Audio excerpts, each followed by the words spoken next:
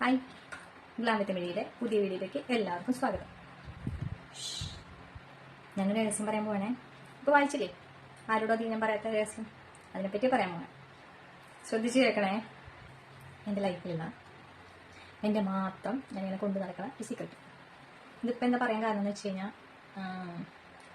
ഇപ്പം അറിയണം എല്ലാവരും. അതിന് വേണ്ടിയിട്ടാണ്. ഞാൻ കല്യാണം കഴിഞ്ഞാണ്. എല്ലാവർക്കും അറിയുന്നതായിരിക്കുമല്ലോ, വീഡിയോ കാണുന്ന എല്ലാവർക്കും അറിയുന്നതായിരിക്കും കല്യാണം കഴിഞ്ഞാണ്. കല്യാണം കഴിയുന്നവർക്ക് ചെയ്യാൻ പാടുമോ എനിക്കറിയില്ല, പക്ഷേ ഞാനെങ്ങനെ പറയാം. അത് ഞാനിപ്പോൾ ഓപ്പണായിട്ട് പറയണത് എന്താണെന്ന് വെച്ച് കഴിഞ്ഞാൽ അതിവിടെ എല്ലാവർക്കും അറിയാവുന്നതാണ്. അതുകൊണ്ടാണ് ഇപ്പോൾ ഇത് വെളിപ്പെടുത്തണ കാണുമ്പോൾ നിങ്ങൾ വിചാരിക്കും, ഈ പെണ്ണിന് ഭയങ്കര അഹങ്കാരമാണല്ലോ ഇത് ഇങ്ങനെ ഓപ്പണായിട്ട് ഒന്ന് പറയണേ.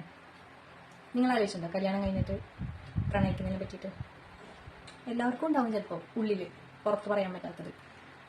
വേറെ ഒന്നും വിചാരിക്കണ്ട, ഞാനിത് ഓപ്പണായി പറഞ്ഞു വെച്ചിട്ട് എന്നോട് ദേഷ്യം തോന്നണ്ട. ഞാൻ ഇന്നത് ഓപ്പണായിട്ട് ഞാൻ പറയാൻ പോകും, എല്ലാവരും അറിയട്ടെ. എന്തേ സ്ക്രോൾ ചെയ്ത് പോകണില്ലേ, സ്കിപ്പ് ചെയ്ത് പോകണില്ലേ, അല്ലെങ്കിൽ ഇങ്ങനെ സ്പീഡാക്കുന്നില്ലേ? അറിയണ്ട എൻ്റെ ജീവിതത്തിൽ രഹസ്യം, അല്ലെങ്കിൽ എൻ്റെ ഉള്ളിലുള്ള പ്രണയം എന്താണെന്ന്? അയ്യോ, മറ്റുള്ളവരുടെ ലൈഫിലേക്ക് എത്തിച്ചേക്കാൻ എന്താ എടുക്കുക, അവിടെ നടക്കുന്ന രഹസ്യങ്ങൾ കണ്ടുപിടിക്കാൻ എന്താ ശുഷ്കാന്തി. എനിക്കറിയാം, ഞാൻ ഇങ്ങനൊരു വീഡിയോ സ്റ്റാർട്ടിങ് ഇങ്ങനൊരു സംഭവം പറഞ്ഞ് ഇരുന്നാലാണ് നിങ്ങളൊക്കെ ഇതിലിരിക്കുള്ളൂ. ഇതിനെക്കുറിച്ച് ഡീറ്റെയിൽ അറിയാൻ വേണ്ടി കുത്തിപ്പിടിച്ചിരുന്നു ഞാൻ 1 മണിക്കൂർ ലെങ്ത്തുള്ള വീഡിയോ ഇട്ടാലും കാണുമെന്ന് എനിക്കറിയാം. അതുകൊണ്ട് തന്നെ ഞാൻ ഫസ്റ്റ് അങ്ങനെ തന്നെ പറഞ്ഞത്. സത്യത്തിൽ എനിക്കൊരു പ്രണയമുണ്ട്, അത് ഞാനിപ്പോൾ പറയാം. ഇതാണ് എൻ്റെ പ്രണയം. ഞാൻ കഷ്ടപ്പെട്ട് മേനക്കെട്ട് കുത്തിയിരുന്ന് പഠിച്ചത് എൻ്റെ പ്രണയം, ലോൺ എടുത്ത് പഠിച്ചത്. ഇതാണ് എൻ്റെ പ്രണയം, എൻ്റെ ഫീൽഡാണ് എൻ്റെ പ്രണയം. ഞാൻ ഇതൊന്നും അറിയിക്കാൻ വേണ്ടിയിട്ടായിരുന്നു. ഈ പ്രണയത്തിൻ്റെ കേസല്ല കേട്ടോ. ഇപ്പൊ മറ്റുള്ളവരുടെ ലൈഫിലേക്ക് എത്തിച്ചോക്കാനുള്ള ആൾക്കാരെ തൊര, അതിനെക്കുറിച്ചൊന്ന് അത് വെച്ചൊരു വീഡിയോ ചെയ്ത് കഴിഞ്ഞാൽ, അതൊരു കണ്ടന്റാക്കി ഇട്ട് കഴിഞ്ഞാൽ ഉറപ്പായിട്ട് ലൈക്കും വ്യൂവും കയറുമെന്ന് എനിക്ക് തോന്നി. കാരണം ഞാനടക്കമുള്ള മനുഷ്യരങ്ങനെയാണ്. മറ്റുള്ളവരുടെ ലൈഫിലേക്ക് എത്തിച്ചോക്കാനും അവരുടെ കാര്യങ്ങൾ ചകഞ്ഞ് കണ്ടുപിടിക്കാനും ഭയങ്കര ഇൻട്രസ്റ്റ് ആയിരിക്കും. അതുകൊണ്ടാണ് ഞാൻ ഇങ്ങനൊരു കണ്ടന്റ് എടുത്ത് ചെയ്തത്. ക്ഷമിക്കണം, വേറൊന്നല്ല.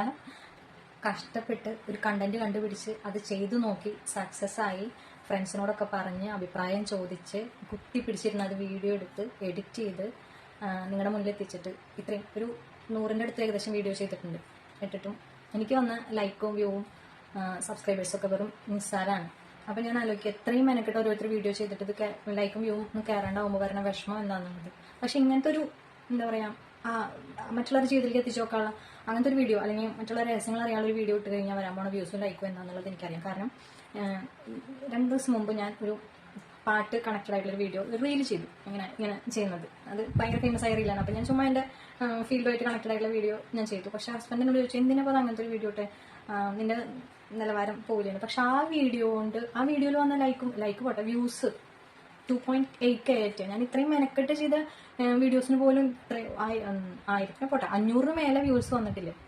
അപ്പം ആൾക്കാർക്ക് ഇങ്ങനെ ചെറിയ ചെറിയ എരിവും പുളിയും മസാലയൊക്കെയുള്ള വീഡിയോസാണ് കൂടുതൽ ഇഷ്ടം എന്നാണ് എനിക്ക് മനസ്സിലാവുന്നത്.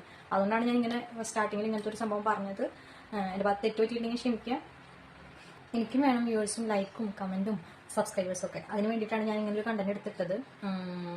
അപ്പോൾ എന്താ പറയുക, ഇത്രയും വീഡിയോസ് ഇട്ടിട്ട് എനിക്ക് ജസ്റ്റ് വന്നിട്ടുള്ളത് 266 സബ്സ്ക്രൈബേഴ്സാണ്. ഇപ്പോൾ 1 മാസത്തിന് മേലെ ഞാൻ യൂട്യൂബ് ചാനൽ തുടങ്ങിയിട്ട്.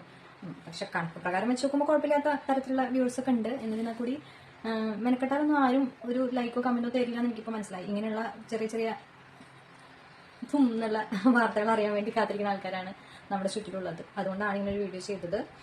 ഇനി വേണ്ടോട്ടെ, ഇനി സബ്സ്ക്രൈബേഴ്സ് ആയി ഒരു 500 സബ്സ്ക്രൈബർ ആയി കഴിഞ്ഞാൽ, സാധാരണ യൂട്യൂബിൻ്റെ ഒരു കണക്ക് പ്രകാരം ഒരു 1000 സബ്സ്ക്രൈബേഴ്സ് ആയി കഴിഞ്ഞാലാണ് ഒരു ലൈവൊക്കെ പോകാൻ പാടുള്ളൂ എന്നാണ് പറയുന്നത്. പക്ഷെ ഞാൻ ഉറപ്പ് പറയുന്നു, ഒരു 500 സബ്സ്ക്രൈബർ ആയി കഴിഞ്ഞാൽ ഞാനൊരു ലൈവ് വീഡിയോ എടുക്കല ലൈവ് വീഡിയോ ചെയ്യും.